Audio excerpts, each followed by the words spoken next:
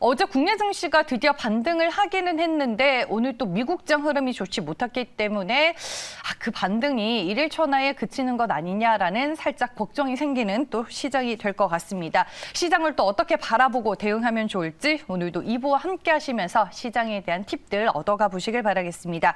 그럼 이제 국내 증시 이슈와 전략들 차근차근 세워보겠습니다. 2부 첫 순서 마켓세븐으로 시작합니다. 오늘은 유안타증권 금융센터 압구정본부점의 이경준 차장과 함께합니다. 안녕하세요. 네, 안녕하세요. 잘 주무셨어요, 차장님? 뭐 시장 보다가 보니까 네. 요즘에 한 4시 이후에 좀 시장이 많이 하락을 해서 좀 일찍 일어나서 보다 보니까요. 잠은 잘 잤는데 새벽에 편치는 않았습니다. 네, 맞아요. 편치는 않았어요. 네. 오늘 이제 국내 증시 방향성을 또 상당히 네. 중요하게 생각하는 분들이 많아서 저희가 거기에 걸맞는 주제들로 한번 준비를 해봤는데 먼저 함께 보시죠.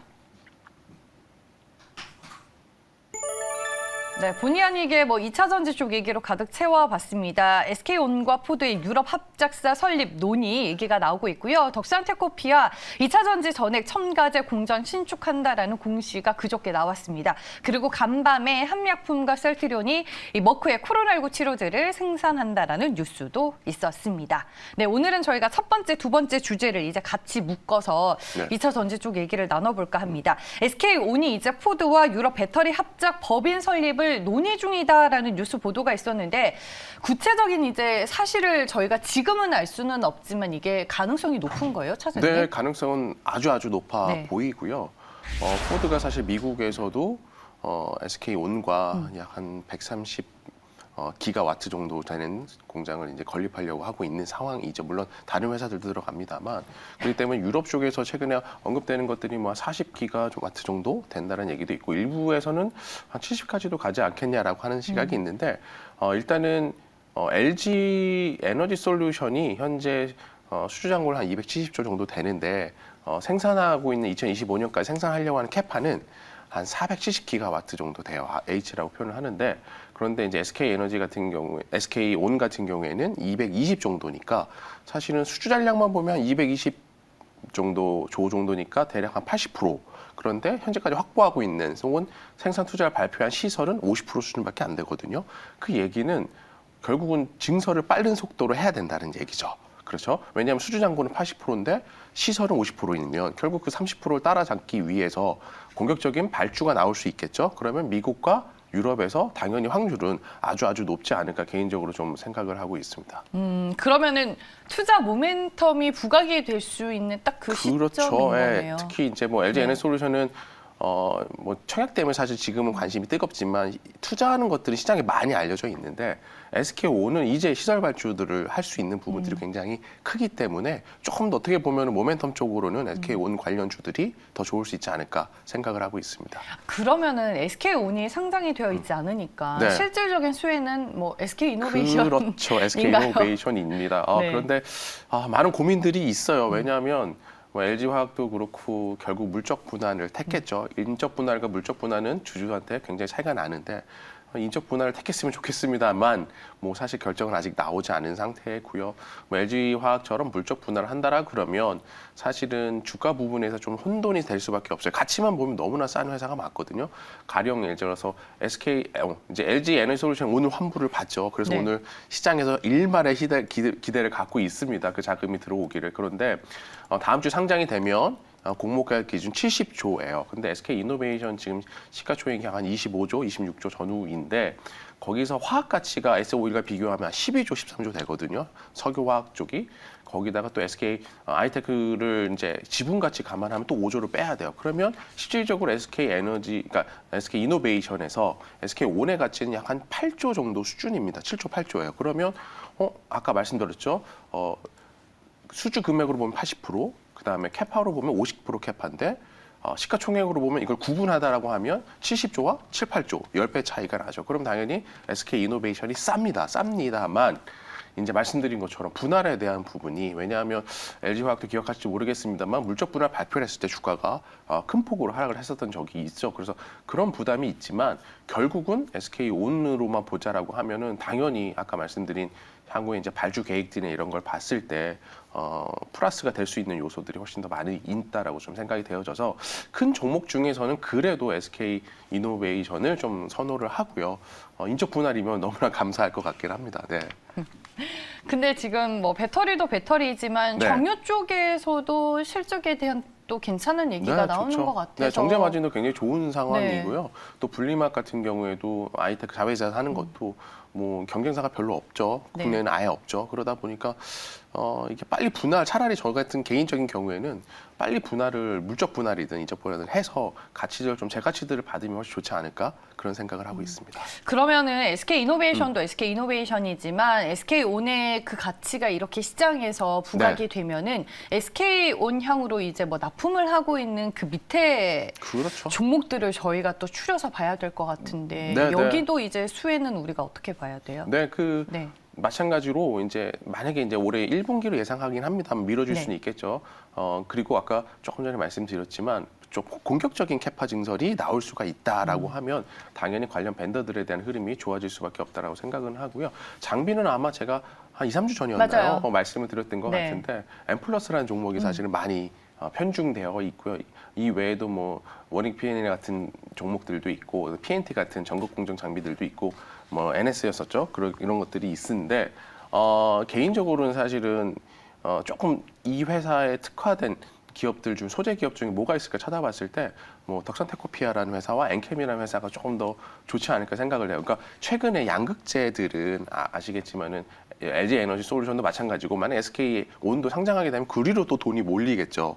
그러면 또 매도가 나올 수가 있어요. 어쩔 수가 없는 게 시가총액이 전부 다 크기 때문에 그래요. 뭐 포스코 케미칼부터 에코프로 BM과 LNF 다 합치게 되면 20조가 넘어가는 상황이기 때문에 어쩔 수 없이 빠질 수밖에 없어서 그런데 최근에 전해액 쪽을 보시게 되면 전해액 첨가제 쪽이죠. 전해질이라고 하는데 가격들이 굉장히 좋아요. 그리고 시총이 상대적으로 약하기 때문에 네. 거기에 관련 매도가 사실 적어요. 그런데 SK 온에 납품하는 엔캠이라는 회사가 최근에 동아기업 같이 납품을 하는데 많이 수량을 가져오고 있고 거기에 또 덕산테코피아가 최근 증설을 통해서 납품한다고 얘기를 했기 때문에 개인적으로는 장비는 장비 매출의 인식 시점이 좀 까다로워요. 그러니까 PO라고 하는데 퍼체이스 오더를 받으며 생산을 하고 납품을 할 때 또 일부는 반영하지만 나머지는 세팅이 돼야 또 생산이 그 매출 반영을 하기 때문에 예상 외로 실적 시즌이 됐을 때 생각하는 숫자가 안 나올 수가 있어요. 좀 시간차가 발생하는 거예요. 시간차가 발생해 추정이 좀 어렵습니다. 그래서 장비들은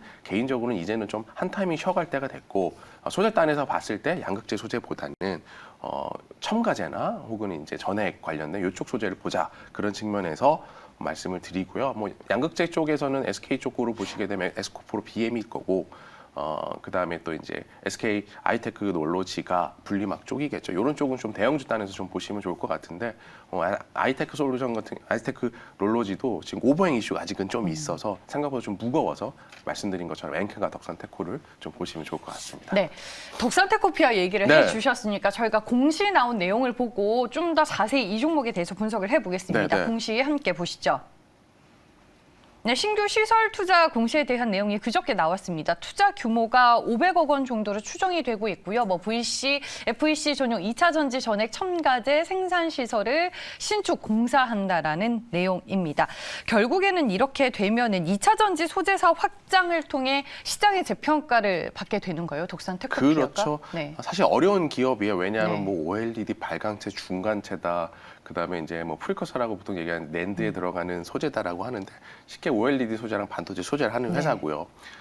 이익단이 기존 사업의 이익단이 좋아지기 시작을 했어요. 작년부터. 그래서 사실 올해 그걸로만 해도 한 300억 정도 이익이 되기 때문에 지금 시가총액이 6천억이니까 그러면 OLED 소재, 반도체 소재 20배 받으면 괜찮네. 그냥 지금 적정 가치는 생각하실 수가 있겠죠. 그런데 500억 증설을 발표를 했죠. 그러면 캐파로 보게 되면 약 한 1,500억 정도를 올릴 수가 있고요. 아마 2년에서 3년 정도 후회가 되는데 쉽게 첨보랑 비슷한 거다라고 생각하시면 편할 것 같아요. 그러니까 첨고가는 첨가제고요. 그리고 보통 첨가제가 양극재별로 틀리긴 한데 뭐 LFP나 이런 쪽엔 한 6%까지도 들어가고요. 전해액의 전체로 봤을 때.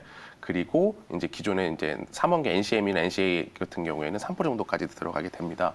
결국 그러니까 얼마나 매출이 나올 거냐가 중요하죠. 그러려면 네이버 검색해 보시면 굉장히 편할 수가 있나. 다음은 검색해도 되십니다. 검색을 하시면 탄산 리튬이라는 게 있어요. 네. 탄산 리튬이 사실은 원재료단에 속하는 부분이고 이것과 가격이 그대로 연동이 됩니다. 그래서 탄산 리튬이 올라가면 같이 올라가는데 중국 위안화 기준에서 한 킬로그램당 260 위안이 작년 말이었었는데 지금 340 위안이에요. 그러니까 사실은 연말 연초 사이에만 50% 가깝게 올랐고 그 전부터 계속 올라오고 있기 때문에 최근에 킬로그램당 약 한 80불, 그러니까 9만 5천 원 정도까지 올라갔거든요. 만약 9만 5천 원을 1,500톤으로 계산하면 한 1,400억 정도 매출이 향후에 3년 정도 이후에 발생할 수가 있죠. 그러면 영업이익률을 뭐 20% 잡으면은 280억이 되겠죠.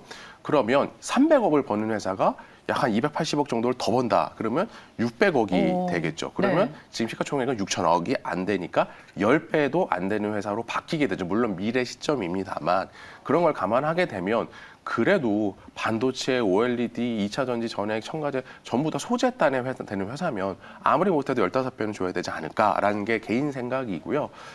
그런 걸 감안하게 되면 1조 정도까지는 사실은 새롭게 또 SK 온의 최종적인 고객사를 가지고 있어서 지금 트렌드에도 맞고 또 엔캠도 최근에 주가가 좋은데 같이 엮어서 좀 보시면 좋을 것 같습니다. 미래의 가치를 반영했을 때도 지금 네. 뭐 충분히 저평가 구간이다. 그렇기 때문에 봐도 된다. 네, 뭐 네, 긍정적으로 코멘트를 해주시는 네, 네. 거죠. 알겠습니다. 덕산테코피아 또 차장님께서는 어떤 관점으로 보고 있는지 저희가 얘기를 들어봤습니다. 오늘 이제 저희 새벽부터 LG 에너지 솔루션 얘기를 여전히 많이들 하시는데 네. LG 에너지 솔루션 일반 청약이 끝나고 다시 이제 어제 보니까 뭐 소재라든지 뭐 장비주들이 2차 전지 내에서 또 상당히 강한 모습을 보여줬어요. 이게 지금 되돌림 현상이 벌써부터 나오는 건지. 네, 사실은 네. 뭐 어제는 시장도 낙폭도 과했었기 때문에 네. 그동안 좀 과하게 빠졌던 섹터 중에서 2차 전지와 사실 메타버스가 그런 섹터였었죠. 네. 되돌림이었고 또한 LG에너지솔루션 청약이 끝났기 때문에 굳이 이제는 더 그 종목들을 매도할 필요가 없어졌죠. 그러다 보니까 이제 반등이 나왔습니다. 물론 이제 오늘 나스닥 흐름도 좋지 않은 부분이지만 그럼에도 불구하고 시장은 이제 지난 10월, 작년 말 10월 초 저점과 거의 유사한 형태이기 때문에 추가 하락을 하더라도 반등할 수 있는 여지는 있고요. 또 LG에너지솔루션이 예수금으로 들어오겠죠. 거의 100조가 되는 자금일 텐데 그러면 낙폭과대돼서 했던 종목들에 대해서도 당연히 매수는 좀 들어올 수 있는 여지가 있지 않을까. 그래서 오늘 시장 생각보다는 좀 그래도 강하지 않을까, 선방하지 않을까 좀 기대를 좀 하고 있고요. LG 관련돼서도 좀 벤더들을 봐야겠죠. 그래서 양극재 쪽에서는 LNF 같은 경우가 이익률이 좋아지기 때문에 그러나 주가는 좀 무겁게 움직일 것 같고요. 아까 말씀드린 동아기업이 이제 죄송합니다. 다른 종목이죠. 실리콘 응급제를 납품하는 회사 중에서 첨가제라고 하죠. 그런 것들 납품하고 CNT 도전제라고 이런 그 관련된 첨가제나 이런 것들이 훨씬 더 시가 회사의 그 시가총액과 이런 걸 봤을 때는 시장의 악영향으로부터 훨씬 자유롭거든요. 시장이 안 좋거나 또 매도세로부터 자유로울 수가 있는데 그렇게 보면 대주전자재료랑 나노신소재가 LG 쪽이 조금 더 다른 회사 납품하지만 특화된 실리콘 이제 첨가제라든지 아니면 이제 CNT 도전제죠. 그런 첨가제들을 하는 회사이기 때문에 좀 메이저 회사들보다는 그런 회사들을 좀 보게 되면 시가총액도 굉장히 조 이하나 조 단위이기 때문에 훨씬 더 편하지 않을까 생각이 되어서 LG에너지솔루션 관련해서 LG에너지솔루션을 못 사면 SK 그다음에 SK 온이죠. SK 그래서 그 대신에 SK 죄송합니다. 오늘 말이 많이 꼬이네요. SK 이노베이션을 살 수 있고요. 그다음에 삼성 SDI도 살 수가 있고 그게 아니라고 하면 아까 말씀드린 것처럼 작은 회사들을 산다라고 했을 땐 대주전자 재료와 그다음에 나노 신소재 정도를 사지 않을까 생각이 되어집니다. 어제 저는 이제 대주전자 재료가 유독 세길래 네. 좀 얘가 왜 이렇게 강하나 그렇게 보긴 했었거든요. 가장 사실은 아까 말씀드린 물량 부담에서 네. 그러니까 매도를 해야 되는 부담에서 적고요. 그다음에 매출의 대학과 이익이 본격화되는 시점이 올해부터고요. 그러다 보니까 당연히 좋을 수밖에 없고 아까 기본적인 양극재나 이런 것들은 좀 물량 부담도 있고 어려움들이 있다라고 말씀을 드렸었는데 이런 회사들 같은 경우는 그런 데 좀 자유로울 수가 있습니다. 그래서 그쪽으로 좀 보시면 좋을 것 같아요. 그래서 결론을 말씀을 드리면 SK온과 SK에너지솔루션 모두 다 좋은 회사고요. 근데 그랬을 때 관련이 조금 더 특화된 회사 또 특화되고 시총이 작은 회사들 위주로 보시는 게 어차피 다 많이 빠진 상황이거든요. 네. 그랬을 때는 좋지 않을까 생각이 되어집니다. 알겠습니다. 시장에 반등이 나오면은 유독 좀 시장에서 더욱 강한 흐름을 볼 네, 수 네. 있는 종목들 위주로 오늘 차장님이 다 풀어주셨으니까 2차 전지 섹터 나는 확실하게 알고 투자하고 싶다 하시는 분들께서는 오늘 얘기들 잘 한번 참고를 해보시길 바라겠습니다. 마켓세븐 오늘은 유한타증권 금융센터 압구정 본부점의 이경준 차장과 함께했습니다. 고맙습니다. 네, 감사합니다.